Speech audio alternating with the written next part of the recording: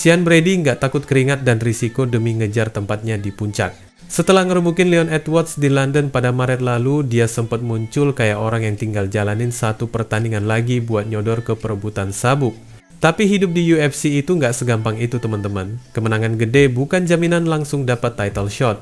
Realitanya, jalan karir kadang berliku dan penuh keputusan yang bukan cuma soal siapa yang lebih layak.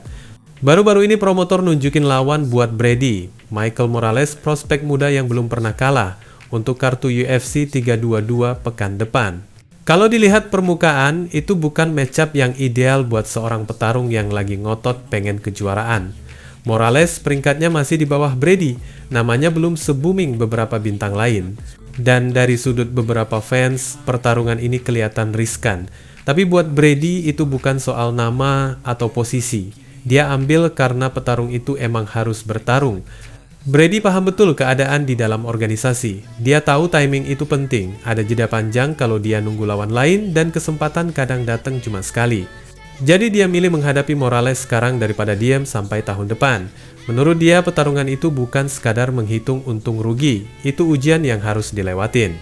Morales disebut-sebut sebagai talenta muda, umur masih muda dan rekor impresif. Tapi buat Brady semua itu bukan alasan buat mundur. Dia melihat ini sebagai langkah taktis. Lumpuhkan sang prospek sekarang dan klaim posisimu sebagai penantang yang tak terbantahkan. Dari sudut karakter, pilihan Brady nunjukin mentalitas petarung sejati. Dia gak mau duduk manis nunggu pertarungan sempurna, karena di UFC sempurna itu mitos. Semua lawan berat, semua bisa melukai, dan semua berbahaya. Jadi opsi terbaik adalah terus maju, tunjukin siapa yang lebih siap di dalam oktagon. Brady pengen buktiin lewat aksi, bukan lewat statistik atau rating. Dia pengen memaksa jalannya karier ke arah yang dia mau dengan kerja keras dan konsistensi. Meski Morales lagi naik daun dengan KO besar atas nama besar, Brady tetap yakin urutannya akan berbuah, asalkan dia terus menang dan nunjukin dominasinya. Dia paham peringkat itu cuma angka, dan keputusan match up ada di tangan organisasi. Namun dia juga sadar kalau performa yang tegas akan memaksa orang-orang buat ngasih peluang yang dia incar. Prinsipnya sederhana, terus bertarung, terus menang, dan jangan ngeluh soal matchmaking. Intinya teman-teman, sikap Brady itu dia bukan orang yang menghindar.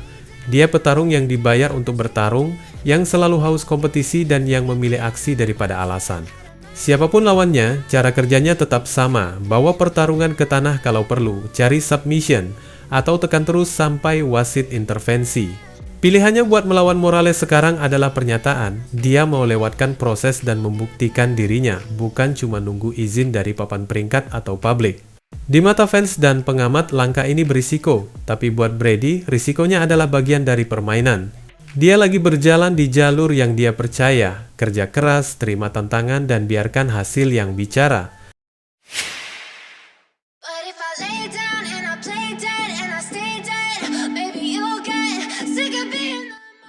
Teman-teman, pertarungan di Madison Square Garden kali ini bakal jadi gila banget. Dua kidal yang sama-sama doyan bikin lawannya nyerah atau pingsan di kanvas.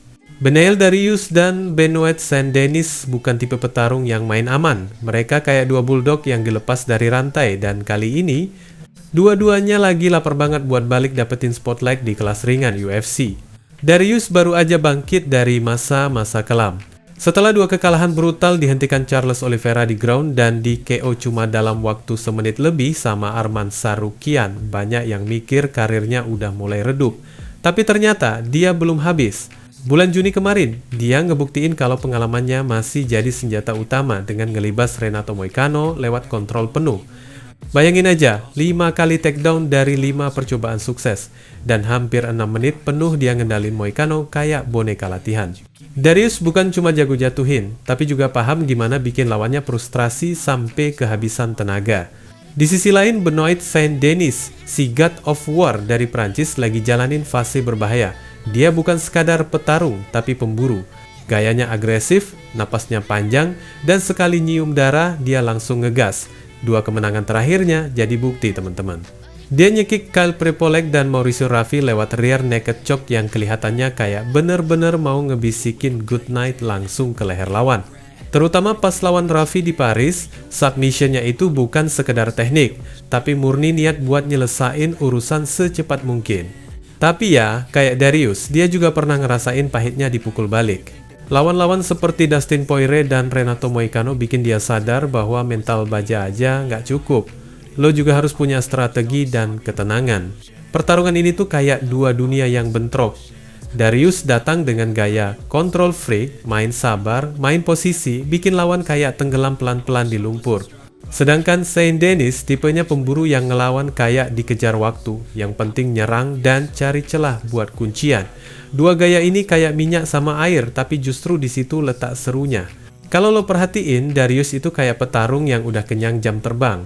Teknik grapplingnya halus, tiap gerakannya terukur kayak catur manusia di oktagon. Tapi Saint Denis beda, dia chaos yang terorganisir. Takedown-nya cepat, transisinya buas, dan tiap kali dia dapat punggung lawan, lo bisa ngerasain aura bahaya yang kental banget. Masalahnya, dua-duanya sama-sama lagi kepepet. Darius udah ngerasain puncak dan sekarang dia berjuang buat buktiin kalau dia masih pantas di meja elit kelas ringan. Sedangkan Saint Denis yang baru ngerasain panasnya spotlight pengen nunjukin kalau dia bukan sekedar hype dari Eropa. Jadi taruhannya bukan cuma kemenangan tapi juga harga diri dan masa depan.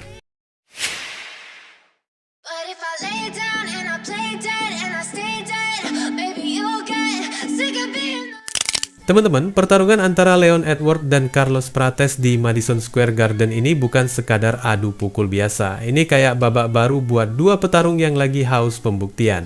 Di satu sisi ada mantan raja kelas welter yang pengalamannya udah segudang, Leon Edwards. Di sisi lain muncul nama Prates, si bintang muda dari Fighting Nerds yang lagi naik daun dengan gaya bertarungnya yang liar dan berani mati. Keduanya bakal ketemu sebelum acara utama kedua, dan atmosfernya udah pasti panas dari awal. Carlos Prates datang ke duel ini dengan semangat balas dendam setelah ngerasain kekalahan pertamanya di UFC awal tahun ini lawan Ian Machado Garry. Tapi dia nggak lama terpuruk. Agustus kemarin, dia langsung bangkit brutal dengan sikutan belakang yang bikin Geoff Neal tumbang di UFC 319.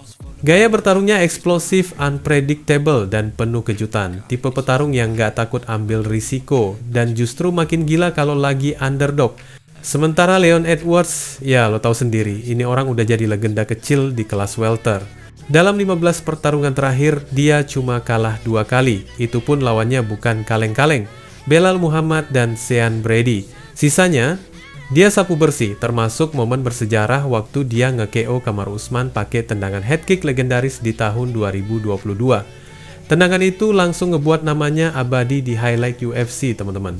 Tapi waktu terus berjalan, dan sekarang Leon harus buktiin lagi kalau dia masih bisa bersaing di level atas.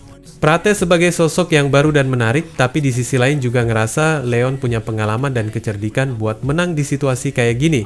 Leon memang sempat kelihatan menurun waktu ketemu tipe lawan tertentu, tapi mungkin banyak orang yang bakal salah ngitung kemampuan Rocky. Soalnya Leon bukan petarung yang gampang dipatahkan. Teknik wrestlingnya rapi, permainan bawahnya berbahaya, dan dia tahu kapan harus ngerem tempo buat ngendaliin ritme pertarungan.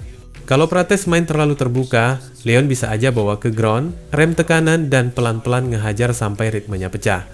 Tapi di sisi lain, Prates juga bukan boneka latihan. Powernya bisa muncul dari mana aja, sikutan, tendangan, kombinasi liar, dan kalau satu aja kena bersih, lawannya bisa langsung tidur. Itu yang bikin banyak orang excited. Ini duel antara kecerdikan veteran lawan insting pemburu muda. Siapa yang bisa lebih dulu narik lawan ke zona nyamannya, dia yang bakal unggul. Dari segi motivasi, Leon lagi ada di titik penting banget. Setelah kehilangan sabuk dan tersingkir dari puncak, dia pengen banget buktiin kalau dirinya masih pantas disebut elit. Targetnya jelas, menang lawan Prates, lalu ngejar Ian Machado Garry di Maret atau April nanti, buat kemudian nyodor lagi ke perebutan sabuk musim panas mendatang.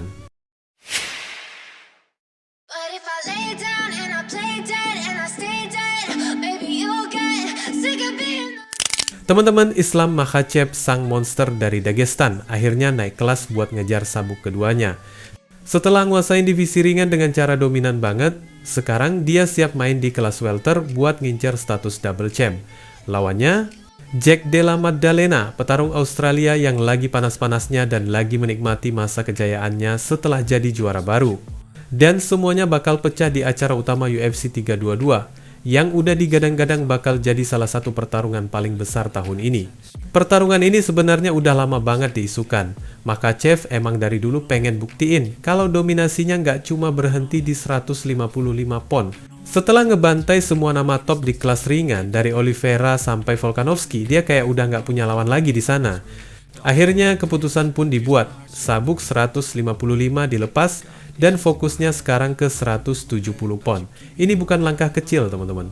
Naik kelas itu artinya dia bakal berhadapan sama petarung-petarung yang ukurannya lebih besar, powernya lebih gila, dan punya jangkauan lebih panjang. Tapi kalau kita ngomongin Makhachev, kita juga ngomongin salah satu grappler paling efektif dan disiplin di muka bumi. Jadi, ya, tantangannya gede, tapi kepercayaan dirinya juga gede banget. Di sisi lain, Jack Della Maddalena bukan tipe juara yang bakal mundur.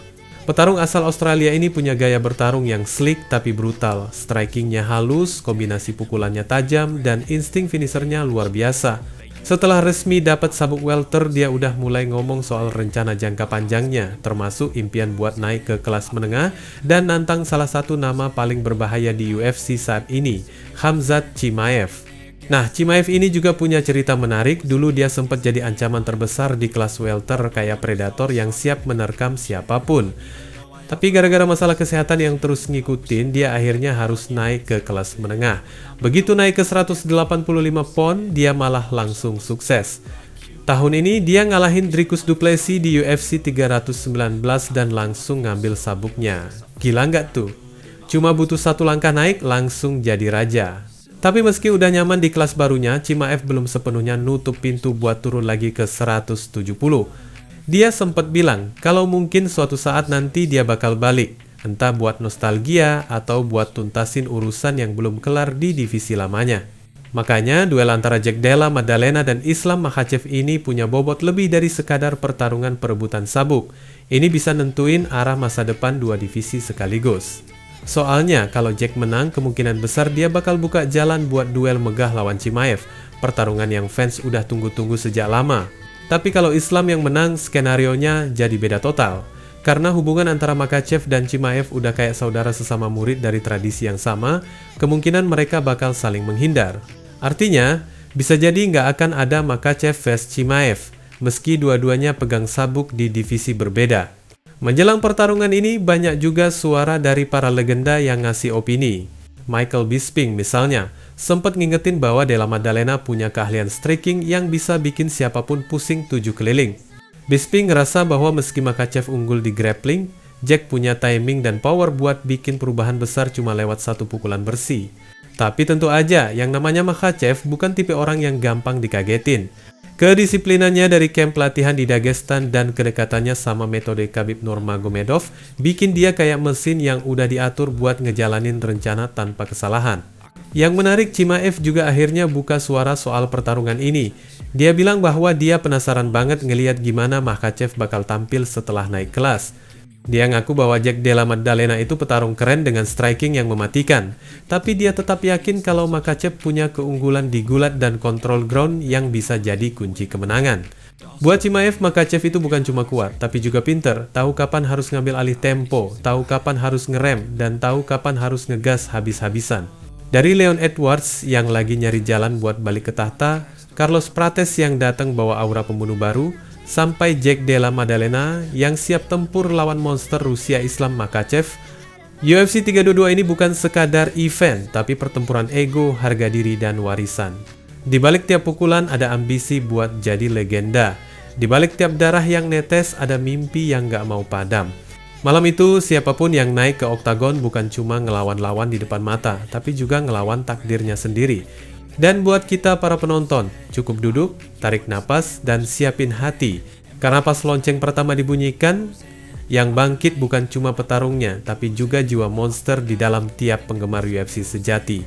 Wassalamualaikum warahmatullahi wabarakatuh.